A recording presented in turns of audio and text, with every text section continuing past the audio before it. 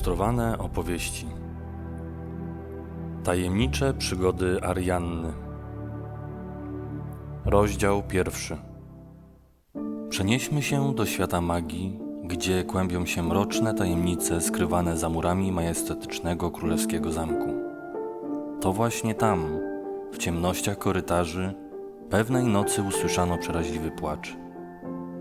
Mówi się, że miejsce to jest przeklęte, a ci, którzy odważą się przekroczyć jego mury, znikną na zawsze. Któregoś dnia jeden ze strażników zdecydował się zaryzykować i podążyć jednym z ciemnych korytarzy zamku, by znaleźć źródło tajemniczego płaczu. Kiedy dotarł do celu, ukazał się przed nim niespodziewany widok. Porzucone, zaledwie kilkutygodniowe dziecko leżało na zimnej posadzce, cicho płacząc. Była to dziewczynka. Samotność i bezradność emanowały z jej maleńkiego ciała, lecz nikt jeszcze nie wiedział, że to właśnie w nim kryła się potężna, starożytna magia, która powoli budziła się do życia. Strach i zdumienie ogarnęły strażnika. Nie miał on pojęcia, dlaczego dziecko zostało porzucone w ciemnym korytarzu królewskiego zamku. Zdezorientowany i zaniepokojony, natychmiast zawiadomił króla o swoim odkryciu. Ten, po zapoznaniu się z sytuacją, postanowił powierzyć opiekę nad dziewczynką mistrzom magii, których zadaniem było wychowanie i edukacja maleństwa. Dziewczynka otrzymała imię Arianna i dorastała wraz z innymi adeptami magii. Dzięki staraniom mistrzów jej niezwykła moc i zdolność rozwijały się z każdym dniem.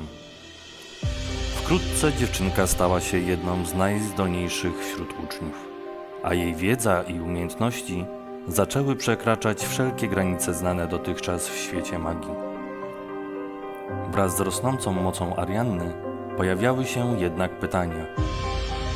Kim jest dziewczynka i dlaczego została porzucona? Jakie jest źródło jej niesamowitych zdolności? A także, czy jej moc może stanowić zagrożenie dla całego świata magii? Na te pytania jeszcze nikt nie znał odpowiedzi. Przyszłość Arianny wydawała się niejasna i pełna niebezpieczeństw. Ale jedno było pewne. Jej moc była wyjątkowa i mogła zmienić oblicze ich świata. Najpotężniejszym magiem w całym królestwie była czarownica Zanzara, którą Arianna upodobała sobie jako swój autorytet. Wiedźma zapoznała Ariannę z niemal wszystkimi tajemnicami magii, nawet tymi, którymi nie poznał wcześniej żaden inny mag.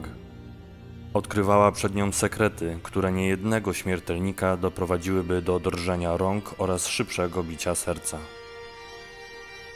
Arianna była świadoma, że wiedza ta może dać jej potężną moc, ale jednocześnie czuła, że nie może jej nadużyć. Czarownica Zanzara nauczyła ją, jak kontrolować swoją moc i jak być ostrożną, by zachować równowagę pomiędzy dobrem i złem. Wraz z rozwijającymi się umiejętnościami i odkrywaniem coraz większej mocy, klątwa, którą Arianna była naznaczona od urodzenia, bardzo jej ciążyła. Zanzara próbowała znaleźć sposób na uwolnienie młodej czarownicy od klątwy, jednak bezskutecznie. Wiedziała, że musi istnieć jakiś sposób, jednak jego odkrycie wymagało ogromnej wiedzy oraz mocy. W końcu, po wielu miesiącach poszukiwań, wiedźma odnalazła przepis na starożytny eliksir, który mógł uwolnić Ariannę od klątwy. Młoda czarownica z ogromną nadzieją i wiarą w swoją mentorkę poddała się rytuałowi, który miał uwolnić ją od klątwy. Składniki do przygotowania mikstury były bardzo rzadkie i trudne do znalezienia. Kiedy Arianna wypiła zawartość fiolki z magicznym napojem, poczuła rozpierającą jej ciało dziwną energię. Klątwa zaczęła słabnąć, a moc dziewczyny wzrosła do niewyobrażalnych granic. Od tej chwili Arianna stała się najpotężniejszą czarownicą wśród członków swojego klanu magów, między którymi się wychowywała. Sława niezwykłej czarownicy szybko rozprzestrzeniła się po całym królestwie, a ludzie zaczęli jej ufać i darzyć szacunkiem. Jednak wciąż pozostawały pytania. Kim jest Arianna i skąd pochodzi jej niezwykła moc? Czy może istnieje jeszcze więcej tajemnic, które skrywa to niezwykłe dziecko? Wraz z upływem lat Arianna stała się dojrzałą kobietą, lecz jedno wydarzenie rzuciło cień na jej życie. Jej nauczycielka, czarownica Zanzara, niespodziewanie zniknęła. Młoda czarodziejka była zdeterminowana, aby poznać tajemnicę zniknięcia swojej mentorki, lecz każdy dzień przynosił tylko większe rozczarowanie i pytania. Ślady mieszały się i podążały w nieznanych kierunkach, by ostatecznie zniknąć, jakby nagle przysłaniała je niewidzialna moc. W sercu Arianny narastała potrzeba odnalezienia nauczycielki. Jednakże z każdym kolejnym dniem wokół kobiety kłębiło się coraz więcej mrocznych cieni.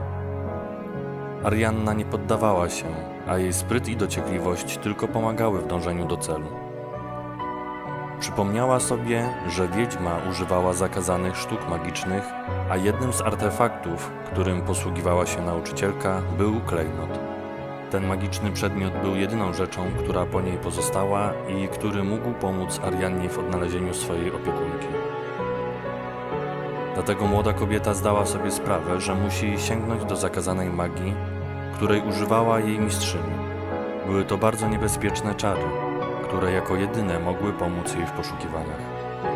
Jednak użycie czarnej magii ma swoją cenę. Czarodziejka zdecydowała się podjąć wyzwanie. Postanowiła odnowić magiczną sekwencję, którą kiedyś posługiwała się jej nauczycielka. Wiedziała, że klejnot, który pozostawiła po sobie wiedźma, jest kluczem do tajemniczej sztuki i tylko nieliczni byli w stanie ją opanować. Postanowiła więc skupić swoją uwagę na kryształowym przedmiocie, trzymając go w dłoni. Następnie zaczęła powtarzać słowa, których nauczyła się od swojej mentorki. Wypowiadała je powoli, lecz stanowczo, jakby odmawiała modlitwę, której wynikiem miało być odrodzenie dawnej mocy. Mała, kulista wiązka energii, początkowo nie wyróżniająca się niczym szczególnym, zaczęła teraz błyszczeć intensywnym światłem, a wokół Arianny roztaczała się tajemnicza aura. Otoczyła ją niczym mgła. Dziewczyna wiedziała, że to już czas. Teraz musiała poświęcić cząstkę siebie, aby rytuał się udał. Jej dłonie zaczęły drżeć, a klejnot zaczął świecić jeszcze intensywniej, jakby chciał ujawnić swoje najgłębsze źródło magii. Arianna poczuła, że potężna moc tego artefaktu była głęboko zakorzeniona w jej duszy, czekając tylko na moment, aby eksplodować w pełni swojej potęgi. Arianna kontynuowała, recytując inkantację.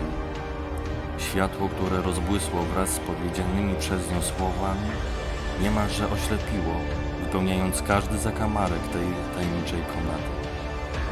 Chwilę później, jakby ktoś dmuchnął świeczkę, cała przestrzeń pogrążyła się w ciemności. Nagle kobieta usłyszała głośny trzask, a komnatę ponownie wypełniło jaskrawe światło, które w całości wpłynęło do wnętrza Arianny, powodując jednocześnie silne pieczenie i ból.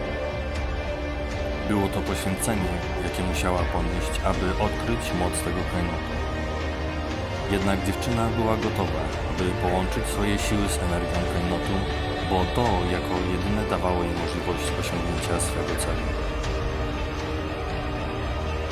Wszystko to było dla Arianny nowe, gdyż rytuały wykonywane wcześniej z wykorzystaniem tego klejnotu przez jej nauczycielkę nigdy nie kończyły się w ten sposób. Młoda czarodziejka była przerażona, jednak z drugiej strony odczuwała w sobie niespotykany dotąd spokój i równowagę.